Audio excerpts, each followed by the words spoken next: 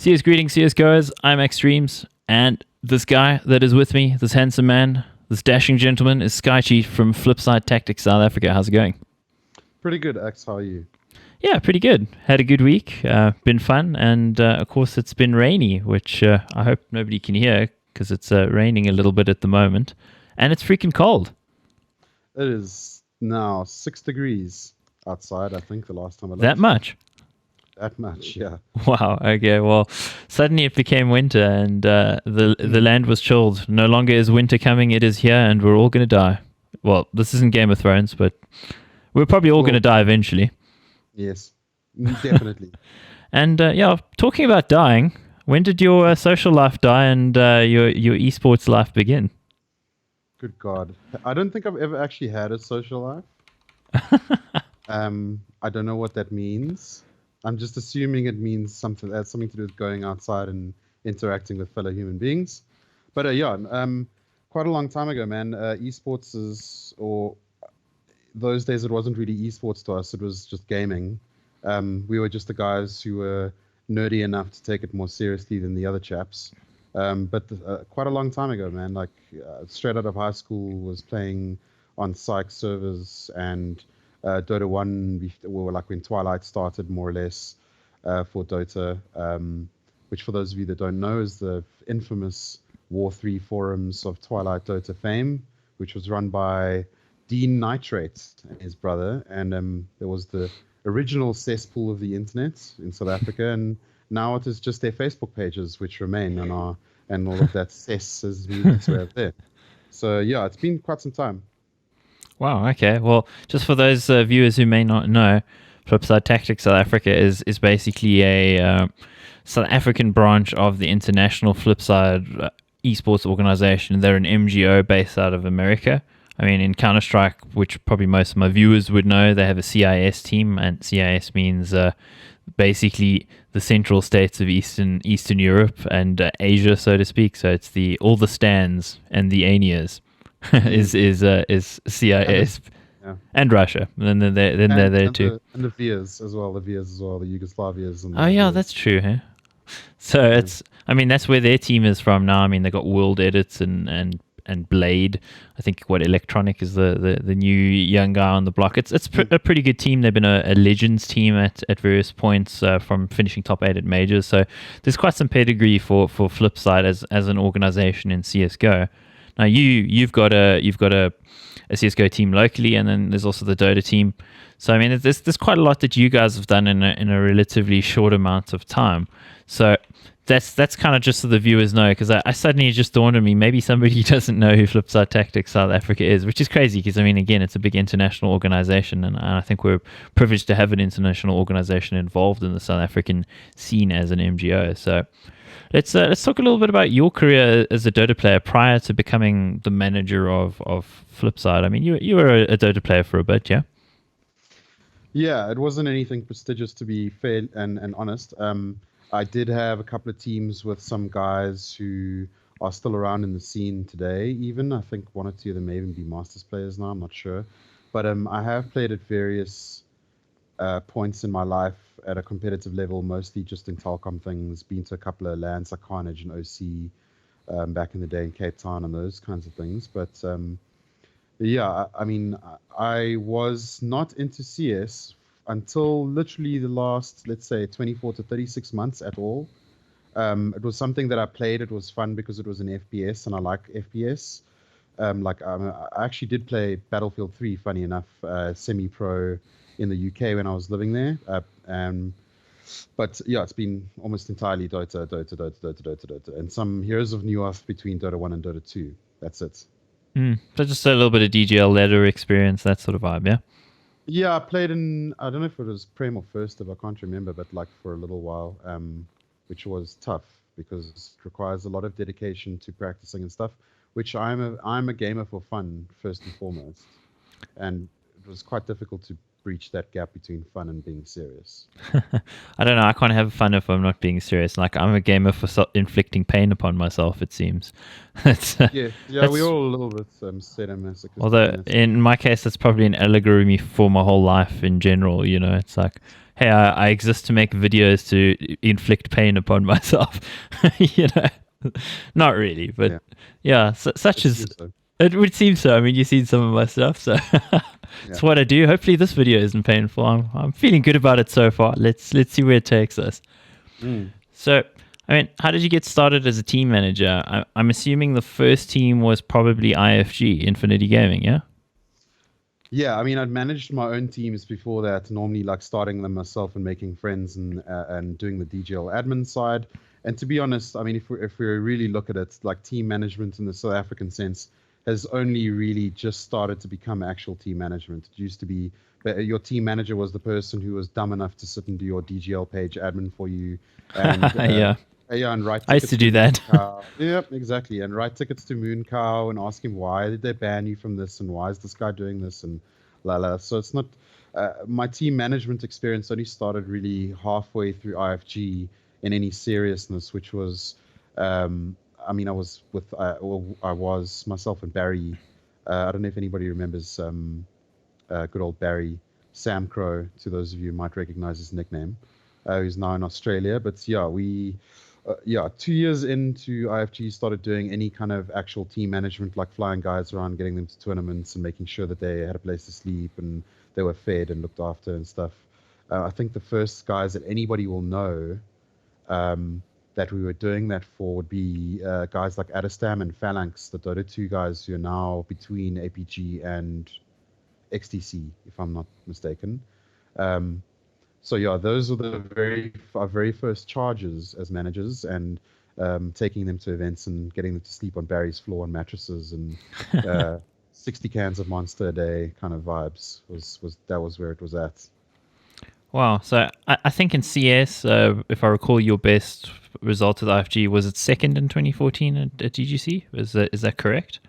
I think that is correct. Yes. At that time, actually, I wasn't really managing as much because I was having a career at the time, and I was just too busy to deal with the day-to-day windings of players. So for the most part, I think Warhammy. Stelio, if anybody knows Stelio, most people know Stelio Warhammer who've been around the community. He was the guy who put that team together for me and got them to DGC, and he managed them and made them and got them to play second, which is at that time was quite something because there was a lot of really good teams around at that stage of Counter-Strike. So yeah, that was pretty cool. Do you remember the lineup? Who was in their team? So, I don't know. I think it was the part of the EC guys, wasn't it, at that time, who then left EC or were still part of EC, or one of the. I think it was like Hadley and those chaps, if I'm not mistaken. Because he was still there the following year, right? Yes, that's correct. Yeah. Well, I don't know if he was still there. I think he might have just returned. Okay, well, yeah, I guess in the intervening year, I wasn't paying attention to the scene because I was trying to learn how to be a player. So yeah, there was that too, but. I mean, I had a bit of exposure to you guys, although I don't remember you from DGC 2015. Were you there? When you beat us with SSG? Yeah. Yes, I was there. Were you there? Why do I not remember you? I mean, like what? It was also because I had like 17,000 teams. I was a bit of a Ventus at that stage with like 10. I had like 10 billion teams and 1 million players. I was basically like the Chinese army of esports.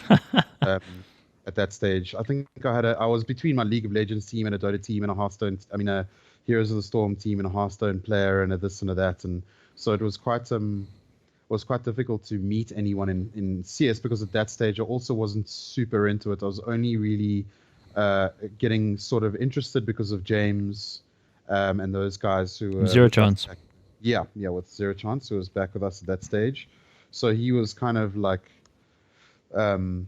Not him specifically, but the guys were kind of like welcoming me into CS at that point. I think it's been an interesting partnership with Zero Chance because I mean he came back at that point from, having basically stopped and then back in again, and did pretty well with that team, and then it was unfortunately just sort of failing at the last hurdle.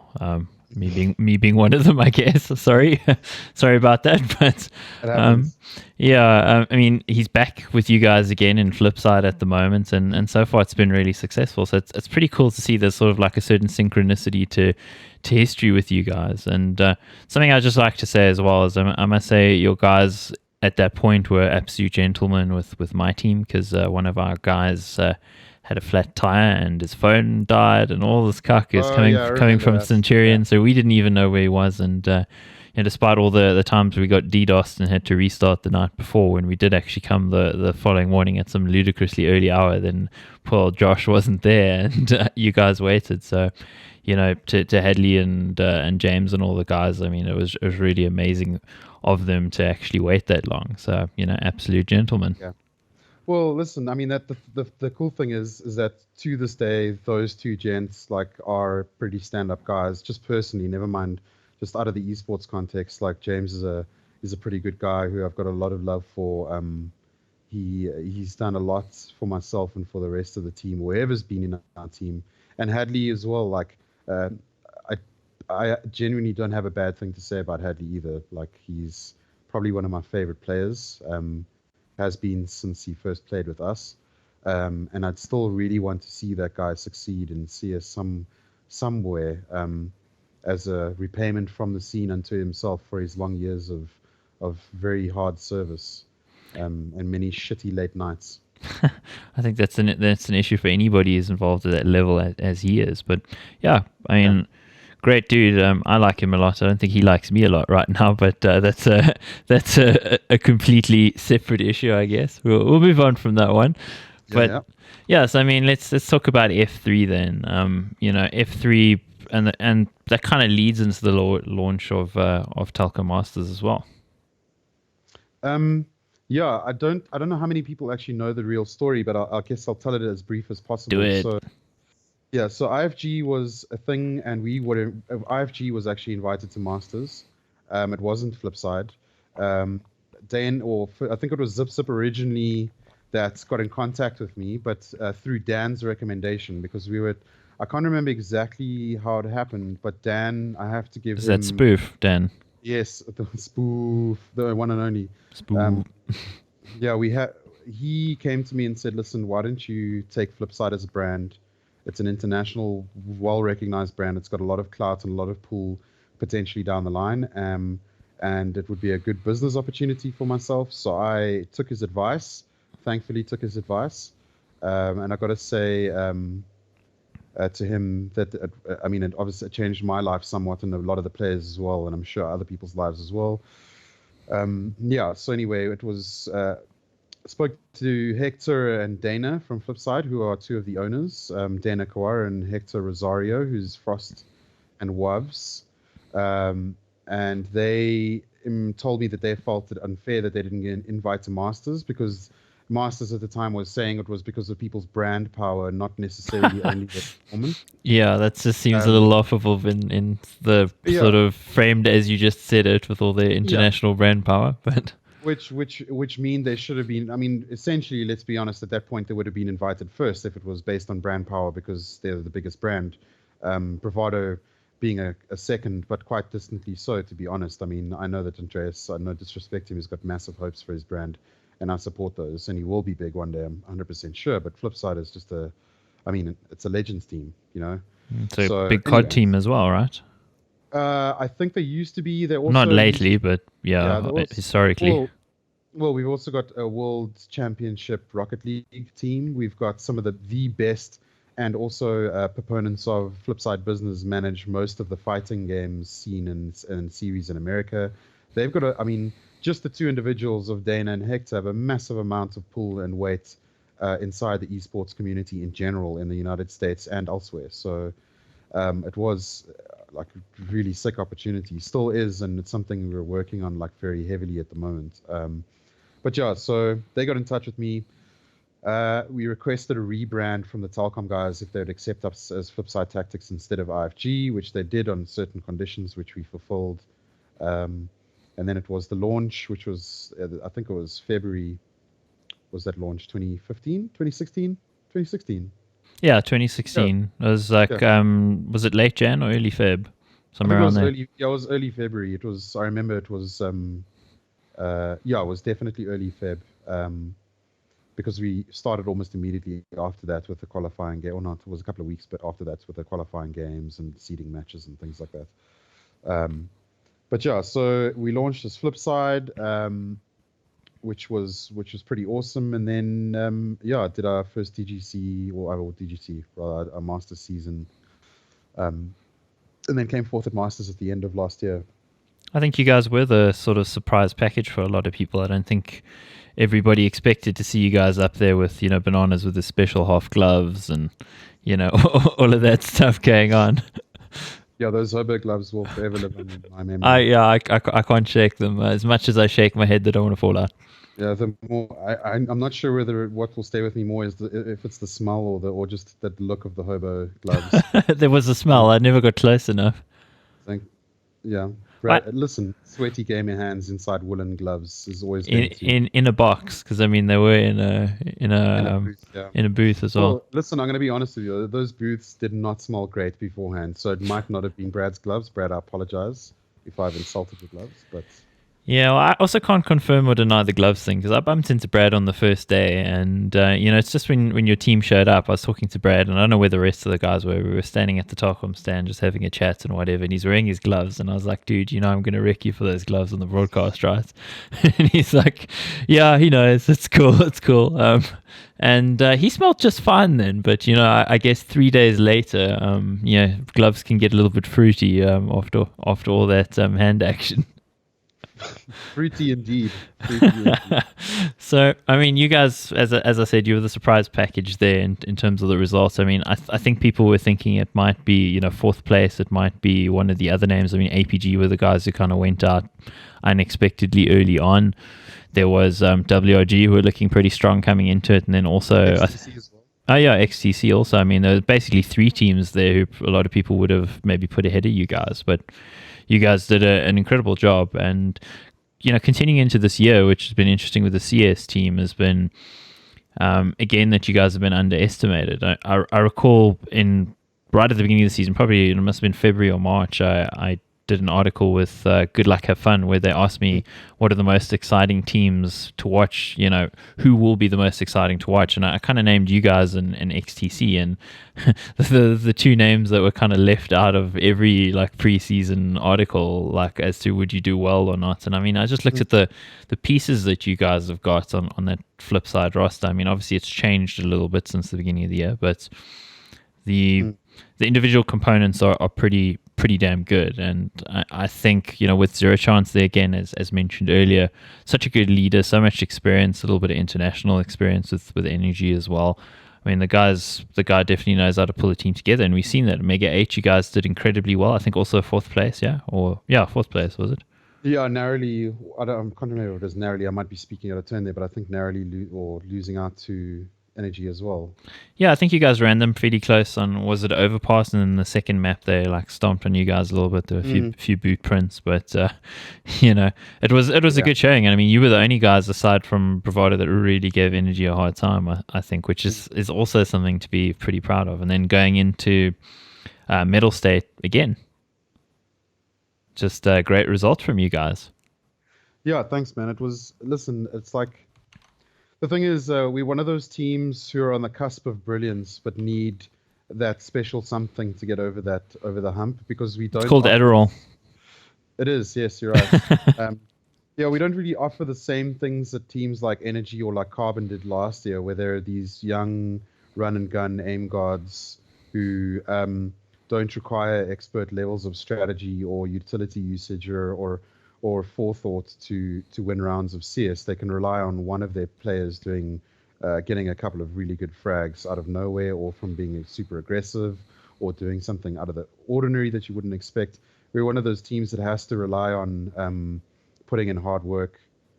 I'm not saying that the other guys don't put in hard work, but for us, it's a different kind of work. Yeah, and it's our success is based on our hard work and mostly our mental attitudes, which is something that all teams obviously globally struggle with everywhere in any kind of esport. And the mental side of things is one of those that gets overlooked the most. So for us to get a 4th place, it was definitely a hard fought and also sourly and sorely lost games when we do, because of the amount of effort we put into each and everything that we do. And I speak for James and Goals, and even young Dean, who I know puts all of his spare time into practicing, so much so that you'll find him at 2:00 in the morning on the weekends, shooting bots and shit, which is not something. That's Massacre Dean, yeah, not Hackham. Yeah, mascot him. No, not Hackham. Hackham as well. Like, I mean, he's also somebody that has his own set of personal issues when it comes to life that gets in the way of CS, like many other guys do. That he has hurdles that other people don't have, that he has to jump over to get to release his full potential, which we see flashes of during some games. Which, I mean, like, I'm still of the opinion that dude is probably the best Counter-Strike player in the country on his best day. Sure, I can already hear Twitter shouting at you, man. Well, they're more than welcome to. Like, I don't care, to be honest. But I mean, like, the thing is, if you just watch Hackham play at his best, and then tell me that there is not a better Counter-Strike player in the country, because the stuff that he does is pretty insane, and completely mind-blowing. But anyway, I'll bite on that. I mean, let's look at Hackham as a player. Like, I mean, again, he was one of the aim gods from Carbon at one point. Yeah. And if you look at his sort of his style, he's definitely somebody who, as you mentioned, can be very up and down, but his highs are incredibly high. You know, the peaks and the troughs. I mean, the troughs aren't that low. Let's be honest. He never like ends a game with 5 kills or something. But no, he doesn't suck. He never actually sucks. I mean, by his opinion of himself, he would definitely say that he sucks and that he has bad games. But I mean, if you like on paper, if you do the numbers, he doesn't really suck compared to other players in South Africa that get a lot more love and a lot more. Well, what I must say about him is, looking at him in medal state, I think he got 30 kills on 3 occasions, if I recall off the top of my head, in that tournament. And in particular, those performances, a lot of the time, particularly when Massacre wasn't firing as well as he usually does, that really pulled you guys across the line. I think also Zip also had one pretty crazy performance where he basically won it for you guys as well, despite being relatively quiet for the majority of the tournament. It's interesting. You guys just seem to have that one player who would kind of sort of reach down and, you know, pull the other guys up with him, so to speak. And it sort of speaks to the structures of the team. I think you guys do need 2 players to potentially fire at all times to kind of beat the best consistently at the moment. But with the pieces you've got, you guys, I think, are kind of becoming that solid sort of 4th place team. And I know you don't want to be that, but you want to be the guys fighting for first. But you know, give it a bit of time. You got some youngsters there, and I think you guys have the potential. It's just a couple more pieces need to fall into place there. Yeah, you know, the thing is, like, nobody wants to lose, obviously. I mean, we wouldn't be doing this if we liked losing, and losing has to suck, because otherwise it's motivation. Yeah, winning won't ever be that great. And I don't really, but in saying that, I don't really mind 4th place so much, in the sense that we're a consistent 4th place team. That's where we are now. We've been 4th place last year. We're 4th place this year, going on into the rest of the year. And that's something good to build off. You know what I mean? It's not like we're sitting down in the 8s and 9s and 10s where we've got a lot of work to do, where I need to go and pick up 5 brand new players and get a coach in to help them get up to speed and sort of like get involved on a day-to-day basis with that kind of stuff. It's something where I know I can rely on Ash and I can rely on James to do the work that they need to do to get the team to where it needs to be. And I know that both of those guys are exceptionally passionate. Even young Mass is an exceptionally competitive human being, which a lot of people think comes across as pure arrogance, but it's genuinely because he's a true competitor. He's done karate, soccer. It's the exuberance of youth, right? It is, yeah. I mean, he wins at stuff. He doesn't like losing, and so at the moment, like you said, we've got a really good foundation to put a couple more puzzle pieces in place, whatever they may be. I'm not even saying that it's like other players. It could even be structures or systems of practice and training or any kind of. I'm not sure what that is yet. We haven't really gone through discussing that much, to be honest. But we're like on the edge of being the guys that send DC into retirement. Put it that way. Well, that's a dubious honor at best, but it's still an honor that you guys could have. Because I mean, sending DC to retirement, you know, it's I don't know. I don't think they would even accept forced retirement. I mean, I could imagine the only time that DC would stop is if they like literally came last or something. I think they'd only stop when they stopped enjoying playing the game. I think.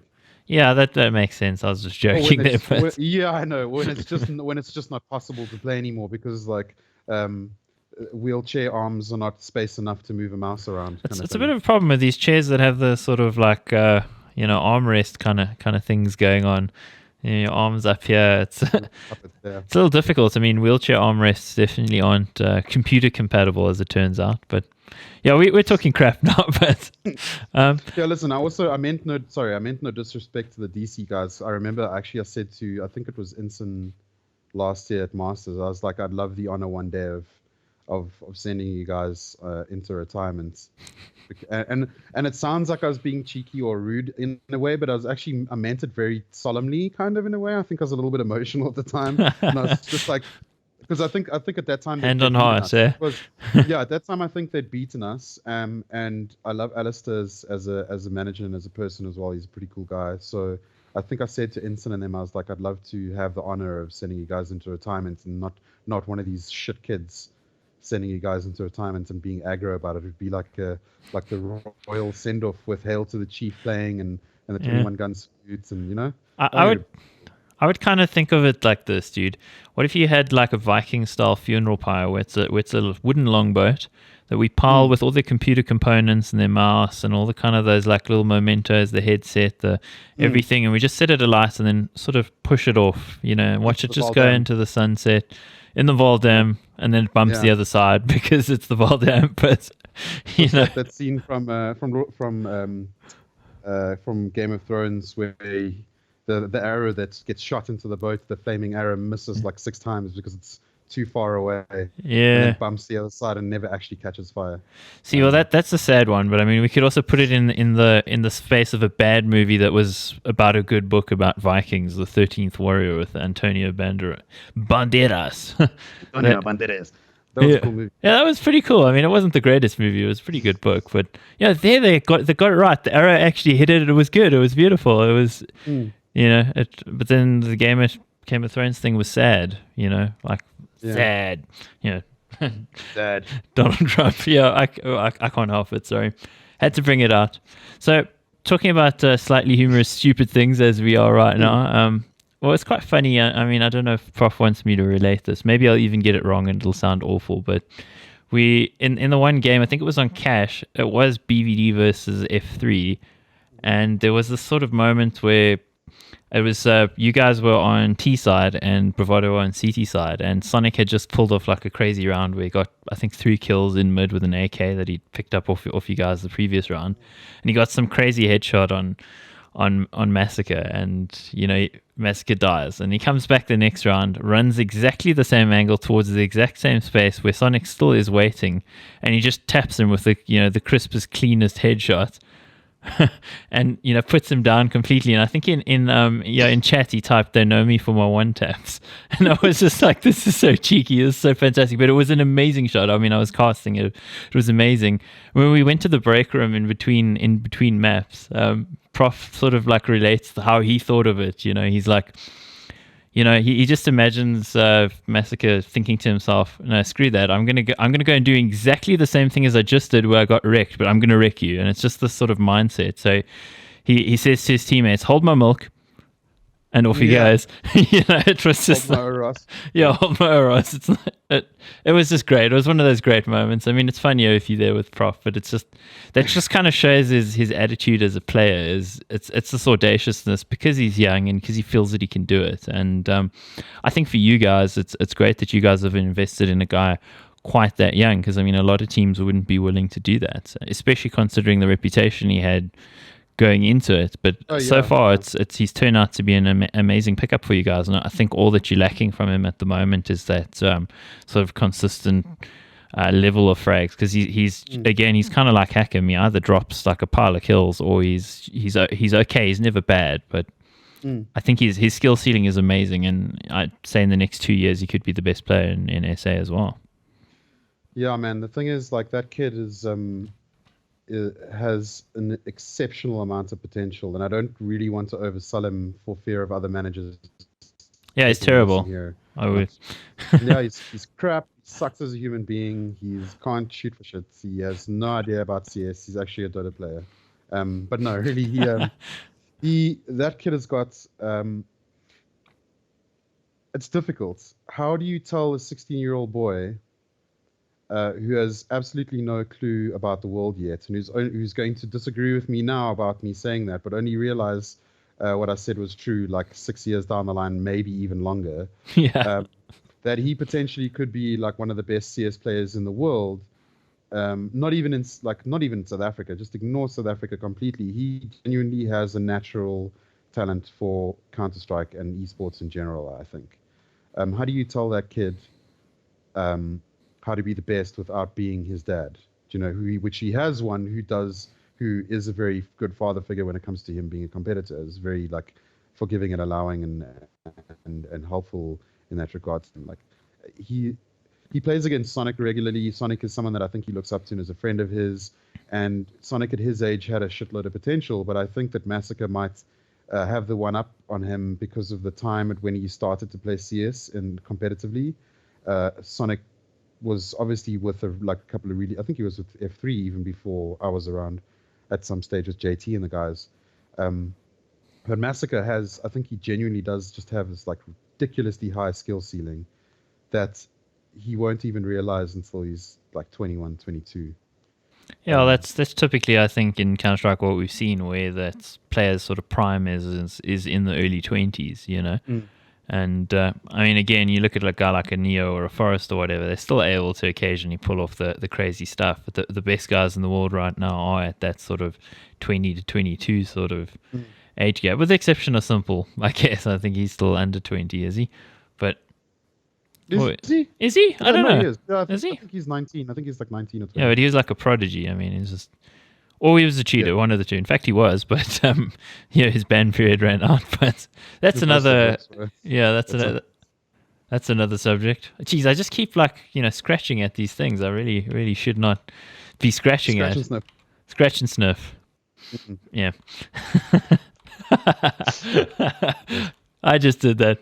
So, I mean, let's rewind a little bit. We've been talking a little bit about your CS team and the results and stuff. And of course, I'm going to talk about that because CS is what I know.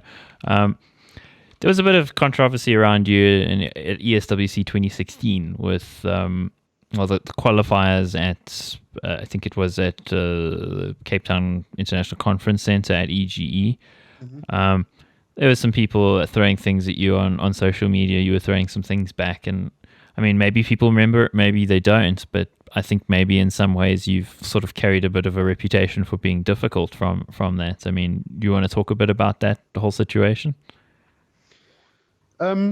Yeah, like the thing is, at that point in time, a lot of people don't realize or don't know much about the entire situation and how that all went down. But like for myself personally, and I know for James and the guys as well, I was acting in more of a protective nature over my players than I was over myself or my brand necessarily, because my responsibility is to those guys first and foremost before it is to anybody else. And at that time, we were being pretty much, I'm not even like exaggerating, being attacked from various angles of people who didn't agree with the way that I was doing things. Mostly had to do with me kicking players out of the team and getting new guys in, etc., which at that time, because this wasn't professionalized yet, was essential to our success, because we had guys that were good, but just weren't good enough in a general sense, not necessarily play-wise. So I had guys... Maybe not the right fit for the team, that sort of thing. Yeah, or it's just who didn't put enough time in. The thing is, like, even now, I not myself, but James and the guys expect a certain level of competence when it comes to pitching up for practice, putting in your own individual work and that kind of stuff.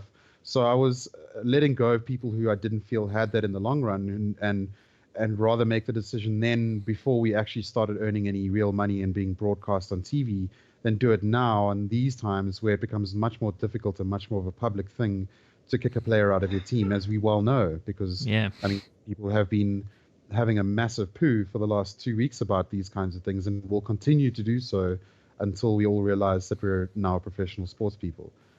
So yeah, I was being attacked from teams. I was being attacked from community members. I was being attacked on Facebook and Twitter and all over the place. And at the end of the day, like I just tried to do what was best for my guys and what was best for my team. And if that came across as me being an ass or being unfair or being a dick to anyone, I have apologized to various people since then in person, and through other means as well, and made reparations with Luca from Arena quite some time ago, and like. And the thing is, at the end of the day, like I don't have any remorse for anything that I did. I don't feel bad about anything that I did because at the time, I was convinced that those are the right decisions, and I have to be able to stand behind my own decisions. Otherwise, I don't stand anywhere. So, um, yeah, it was pretty tough.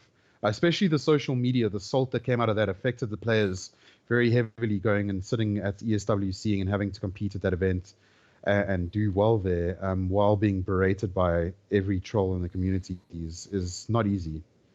I can identify. I'm sure, yeah.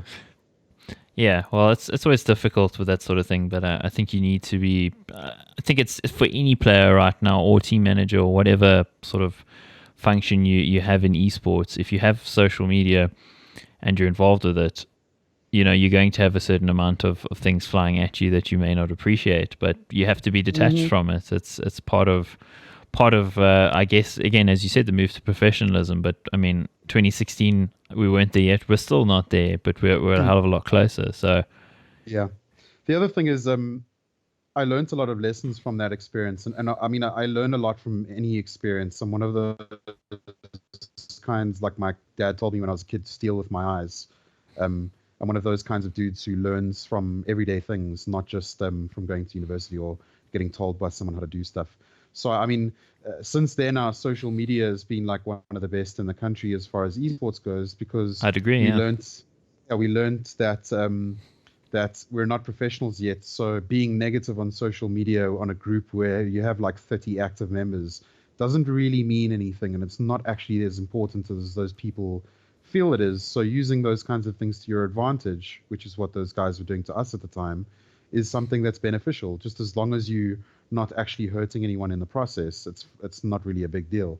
So I mean, there's been a lot more positives out of that situation and those situations that arose over that time than negatives, to be honest. I mean, yeah, even the guys have learned a lot. We don't really take social media too seriously at all at the moment. I mean, if somebody trolls us on Facebook, at the end of the day, we go to bed and sleep like a baby. Well. Yeah.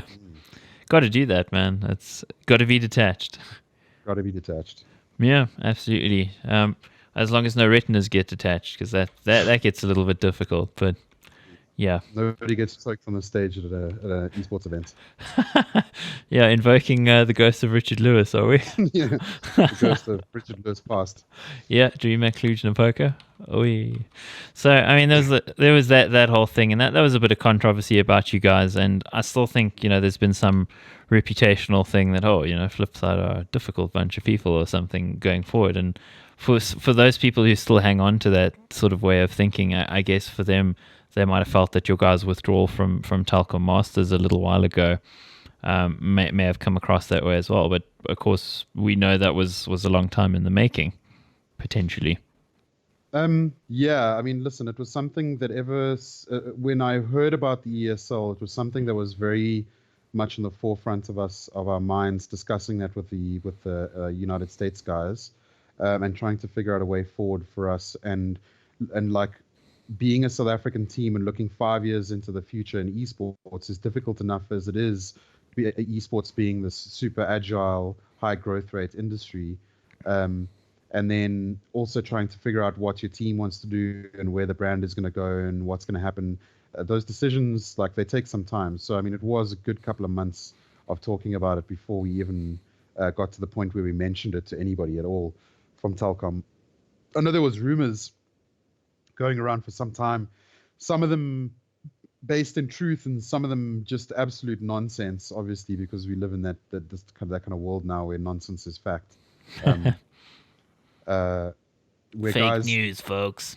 Dude, genuinely, we had somebody who spread a nonsense rumor about us leaving Masters, but actually got it right somehow, to the point where I'd only ever spoken to Dana and Hector from Flipside about it, and not to the players yet. And somebody mentioned it, and I was just like, your timing is insanely uncanny because they've got it right. And I was just like, now I have to deny this. Meanwhile, I'm going to be telling exactly the same story less than 3 weeks later, which kind of was awkward. But yeah, it was an interesting time. To say the least. The life of a team owner. So, Mm. I mean, with you guys pulling out of Telkom, I mean, as you said, with the inclusion of ESL, I would imagine that the parent company of Flipside would want you guys to be involved in ESL more than anything else because you guys are an ESL partner internationally, correct? Yeah, in essence, we're one of ESL's long-standing legend status teams and brand names, and the players that are in our team have been, even before Flipside was around, were long-standing ESL partners and ESL players and stuff, and had always been to every single ESL event. So for us to do when ESL came here, it was absolutely essential, not even just for our business, but for the international business, to make sure that we support our ESL counterparts and the ESL family, because they're our brands, because they're just as much a part of esports as we are in that sense. And also, not to mention the large prize pools and the potential for international and continental exposure and all those kinds of things. It was not a decision that I ever made anywhere. It was a decision that Dana took, and then the players had to vote on themselves before you went forward with that process. And also many chats for long hours with Johan from Telkom Gaming and the other cats from that side. So it was never about us disrespecting Telkom and being like, we're done with you guys, you've given us a nice opportunity, but no thanks. It was more of a we have to regretfully part ways in order to further our interests with our existing partners. Okay, so you guys, the short version of that is you don't hate Telkom and you don't love ESL more than you love Telkom.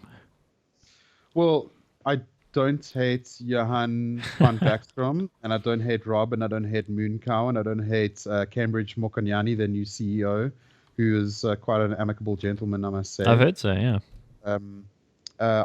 I listen, those guys put us on the map in the first place. Absolutely. Right? None of us would be doing this if it wasn't for Telkom. There's nothing we can say about that. We cannot ever take that away from them. That's something that they own. That's that badge of honor for eternity. And yes, the tournament and Masters had its issues, and it was a difficult thing to be involved in at times. But that wasn't through any fault of individual people. I think it was just the fault of corporate structure of a parastatal becoming or staying corporate, and us not being professional enough to adhere to what they needed and to do the things that they required of us. So it's always a two-way street, man. We can say Telkom sucked and it was terrible and these events are bad and any number of crap things about them, but at the end of the day, the blame definitely lies as well with the MGO owners from first-hand experience and from myself being crap at my job sometimes. I mean, if any of the owners sit in these chats with you and claim to be like devoid of fault or blame, well, then they're lying. Yeah, we all know that. Straight up lying. So, it's okay, video over when that happens, right? So you got to go, okay, dude, cut the PR bullshit, man. This is not true. The next video. To the next video.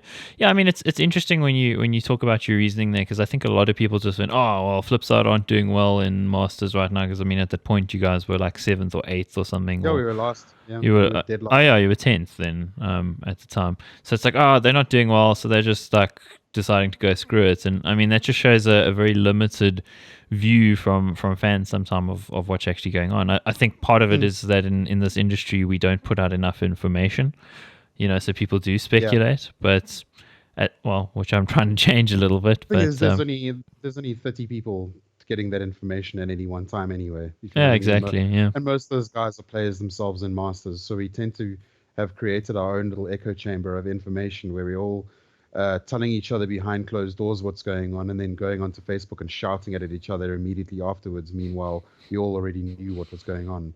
It's kind of a bit of a silly mentality to have when when it's as simple as anybody approaching me at any time of day or night and sending me a WhatsApp or a Skype and asking me what's going on, and I'll give you an answer.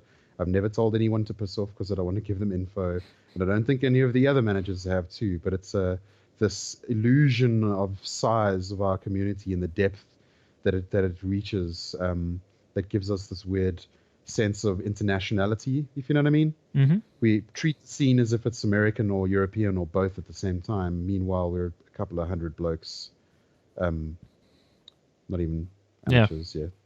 Well, I guess we're semi-pros in a way because, I mean, we do get paid occasionally, but most of the time not. But, of course, that's all pretty much about to change in the next year or two as well. I mean, I know you guys are making some great strides in that particular area. So, I mean, maybe let's talk about that a little bit. There's this international teams that are player-owned at the moment. There's Godsent and there's Heroic and Astralis and all these guys, and they're actually all involved with an organization called Refresh, who have a particular model of some player ownership. Of course, they don't publicly say how much that is actually, so there's a lot of speculation there, but it's the sort of thing of empowering players. I mean, you guys are doing something like that from what I gather. Yeah, so we're in the early throes of, it's not exactly the Refresh model, it's very similar in many senses. But more catered towards like the age of our industry here in South Africa specifically. Being very young comparatively. So I can't throw $17,000 a month at James as much as I'd love to do that. It's just not possible because we don't have $17,000. But so it's just something that I want to do most for two main reasons. One of them is that I also want to have my own career aspirations within esports, which might not necessarily be entirely managerial.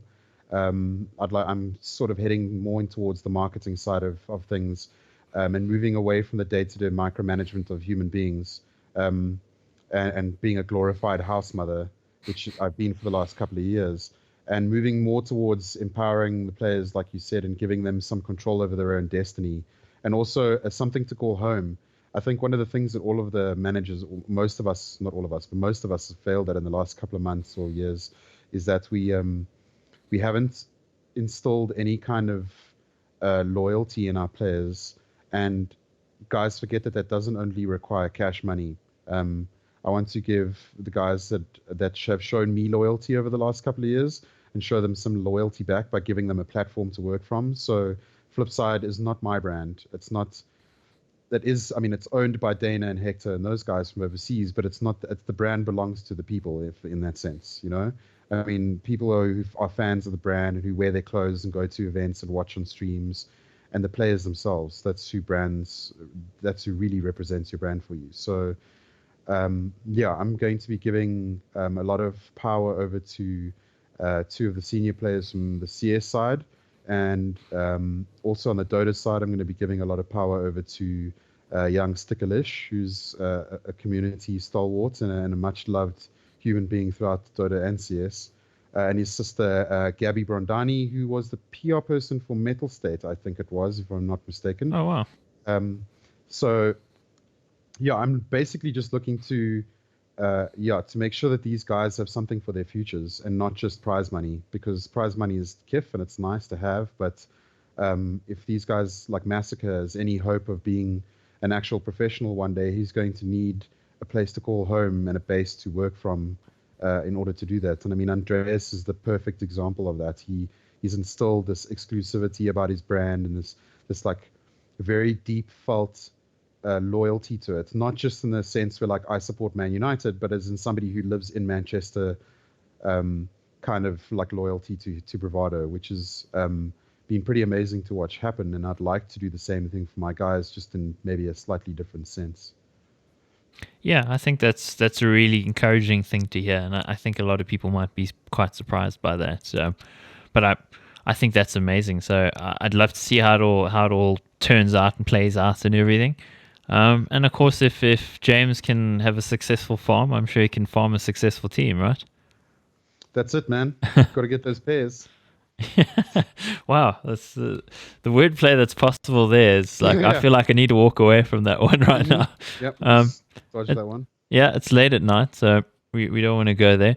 So the other thing is, of course, we're talking about we've talking, is that a word? We've spoken about your withdrawal from Masters, but there's I think a little rumor going around that you may want to clarify for us about that you guys might possibly return again at some point. Yeah, that's actually something that I wanted to talk about in general. I was actually thinking of making a little Facebook post, or not a little one, quite a long one, about events, not necessarily for myself, but in the community aspect, and how the things that are happening behind the scenes at the moment are going to change the way we do this. But one of them is, since VS Gaming was announced, I've had the honor of chatting to Mr. Cambridge Mokonyane. Well, maybe we need to frame who VS Gaming is quickly. Oh yes, before, yeah, my apologies. Yeah. Just in case people don't know.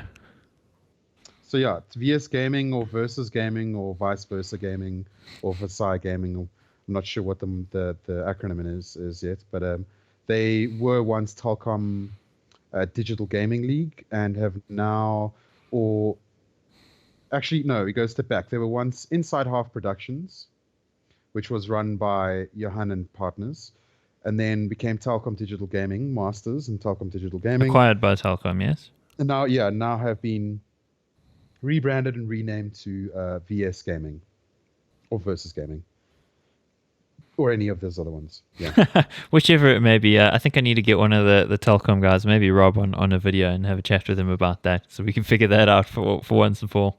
Well, maybe you can even get Mr. Cambridge Mokonyane on your video himself, because he seems to be quite interested in actually like being the outspoken CEO with the community who has chats with guys and put some public statements out there, which is quite a refreshing change of tone from the original giant monolith that is Telkom not saying or speaking anything.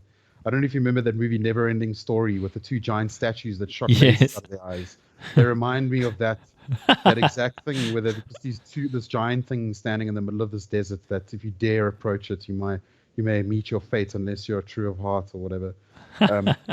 But yeah, so yeah, Cambridge Mokonyane said publicly before I had even approached them at all about this to the Mythic Gaming guys, got their travel and accommodation sorted for the upcoming Dota 2 event, which is next weekend, I think, or this coming weekend. Yeah, which is, I think, a great reversal from the sort of, well, you guys are going to pay your own way to, hey, we'll help you. Because let's face it, the prize money on offer, even if they won, which they weren't going to, and unless something crazy set of circumstances happened, they would lose a lot of money attending the event. So it's amazing that he's decided to take that step to help them get there. Yeah, it really is. And just the smallest thing that he'd done, which is really tiny in the grand scheme of things compared to all the other stuff going on at the moment, instills this and like a newfound sense of hope for a lot of people who hope that like Telkom's going to do a bit of a turnaround and turn this into a community-driven thing where everybody's accommodated and people are happy and enjoy being, not that we weren't happy and didn't enjoy being part of the Masters, but that it's going to be a different vibe, new fresh faces, new fresh ideas. So I mean, yeah, I'm kind of excited, but yeah, the point is he after the Mythic intersection by Tekel, I managed to have a chat with him over the phone, and he said that under no circumstances does he ever want to stand in the way of teams competing in as many events as possible, which was reassuring to hear that. And then following on from that, extended the same to us and said that he's going to be investigating with the team and see how we can get involved in the near future with their cups possibly, or maybe even the DGC or anything, which is obviously up to the guys to figure out if they actually want to play in those things, if they have the time in their schedules. But it's the fact that the door has been opened is a fresh new an interesting thing. That's really encouraging. I'm glad to hear that he, as you say, has this sort of hands-on approach, and it sounded like through what Sam Tekel was saying about speaking to him as well, that he is actually somebody who can be reasoned with and spoken to, and is keen to make things work. And I mean, not to say that the guys there weren't that before. I just think they had too much corporate red tape to allow them to ever say, yes, I can, or no, I can't. They kind of had to go, well, we need to take this to the next guy up the chain, sort of thing.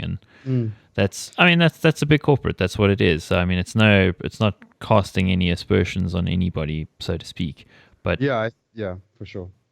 I think people have given them not necessarily an unfair label, just have a very bad perspective of how things work there, and I don't think they quite understand who's responsible for what and who has to answer to who, because the top of the chain most certainly does not end with Johan himself. That top of the chain goes pretty much right to the top of Telkom's board of executives, which is quite a big and scary for someone in esports when you've got guys like the national security agencies and them talking to Telkom about their daily workings of their servers. For Johan to go and sit in that same boardroom and be like, can we have some money for esports and gaming? Is, yeah, it sounds a bit ridiculous, I'm sure, in that context there. Yeah, exactly. I mean, hey, can we have 150 million rand from a parastatal? I mean, the fact that they even got any amount of money at all for that business out of a giant parastatal is speaks volumes to the amount of work and pressure and stuff that Johan and his team must have put on that bureaucratic thing. Behemoth, shall we go with? Yeah. Yeah, I'm still thinking about the never-ending story here, so just gotta drop that out there. Right? Yeah, I haven't seen a giant dog in too many years, man. This is a problem. I need to go watch that again. Not enough giant dogs. I mean, not in our lifetime anyway. So giant lucky dragon. Yeah, well, it's a dog. It's a dragon, but it looks like a dog, man. You can't tell me otherwise. Dog it. Yeah, there we go. Solved. So, I mean, it's encouraging to hear that Telkom are taking some positive steps. I mean, I'd love to do a video with the new guy. Send me his details. I'll talk to him. I'll talk to the other guys as well. I think guys would be interested to hear that. So. Oh yeah, very untold story. So the last question for you is again we're talking about how good your teams have been. How good are they going to be? Let's just start with your Dota team. What sort of space do you think you guys are carving for yourself in terms of placings for the rest of the year? So our Dota team has gone through a bit of a sham over the last couple of months, which is maybe another video we should do about certain teams and their contracts and their promises and their postulations as to promises and how they want to run things and then how it actually works out. But so my Dota team at the moment basically consists of Mikhail Brondani Stikalish. We've taken a bit of a chill for a little bit so we can get our affairs in order and then start rebuilding for the Dota side of things. I know that we have some pretty big plans going into the future, and I'm trying to make sure at this point that I put the right people there to make sure that we can actually effectively hit those challenges. And we're not even considering like coming first or anything at this point because we're realists. A long way away from that right now, unfortunately. Yeah. Unfortunately, we're a pretty long way away off from beating White Rabbit Gaming out of any kind of Dota tournament at all. We just don't have the talent pool in the country at the moment. I don't think, which is a personal opinion. I'm waiting for the vet to send me a nasty message as we speak. So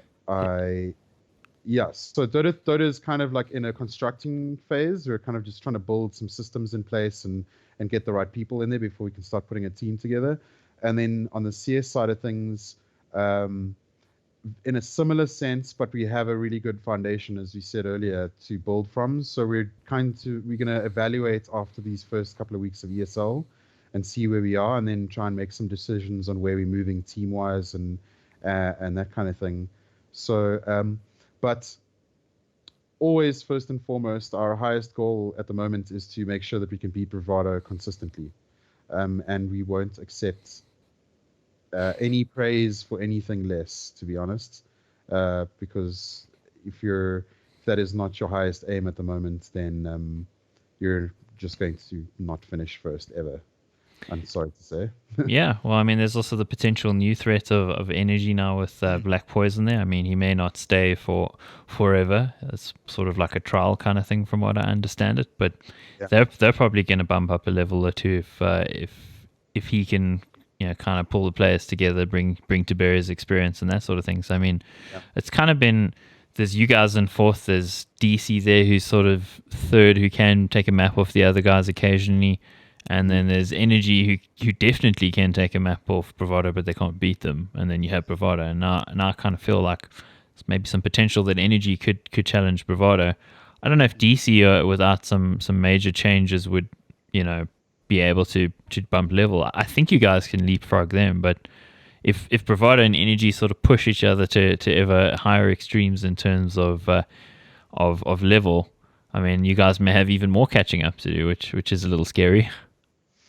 Yeah, no, it's obviously something that we're concerned about a little bit. I mean, we chat about these kind of things on a daily basis amongst ourselves. But the thing is, at this point in time, it's important for teams like us to not be daunted by that task. Because while it might seem for a lot of the guys like Pulse and those guys that it's unattainable to reach up to the heights of Bravado, um, but it requires a few simple fundamental things to get there that they are exceptionally good at doing. Like, for instance, their utility usage and just the amount of time they put into the game, the amount of hours they spend with each other in person as well is another one. The team building and bonding with each other. I mean, we got fourth at Rage and we got fourth at Medal State. I can almost certainly say a large portion of that is due to the fact that we came together as a unit before we actually went to the tournament, not necessarily even for boot camp, but just to hang with the guys, do a little bit of camaraderie, a little bit of bonding. That makes trust an easier thing to give out during um, a high velocity game of Counter Strike, if you will. So I don't want. I mean, yes, they could get further and further away from us, and it's a potential like problem for everybody else. But I think in order to quell that, guys should be scrimming bravado and energy as often as humanly possible. We do that. We played bravado plenty times before we went to Metal States. I mean, in order to make sure that we could match ourselves up to some sort of a skill level and do something worthy of being called CS. And I think that all of these guys really need to spend more time aiming at bravado and aiming at energy. We're all competitors here. We need to be the best. You want to be the best in South Africa? Aim at bravado. Beat them consistently. That's it. It's the only thing you can do. There is no other thing. Absolutely. Well, I want to thank you for your time, my good man. I think we're hitting on the hour mark, and we've covered everything we had to. So I mean, impeccable timing, I got to say. So I do appreciate you. Yeah, it was not bad. I mean, I hope the rain didn't come through on any of the microphones. So apologies, viewers, if it did. But yeah, I've been Extremes and probably still will be, barring assassination attempts in the next couple of days that I've been alerted to. No, I'm joking. It's just more that I'll find you at LAN and break your face kind of thing. The usual. Which never happens. It never happens. It's amazing. Never happened. Never happened. Didn't happen. Nope, didn't happen. You've been Skychief, and you'll probably still be Skychief regardless of the team's results. And despite the fact that there isn't really a Dota team right now, you'll still be Skychief. I will. I most certainly will. Well, this has been Looking Back. Thanks for joining us, guys. And if it's day, night, or whatever time, have a great time. Axe out.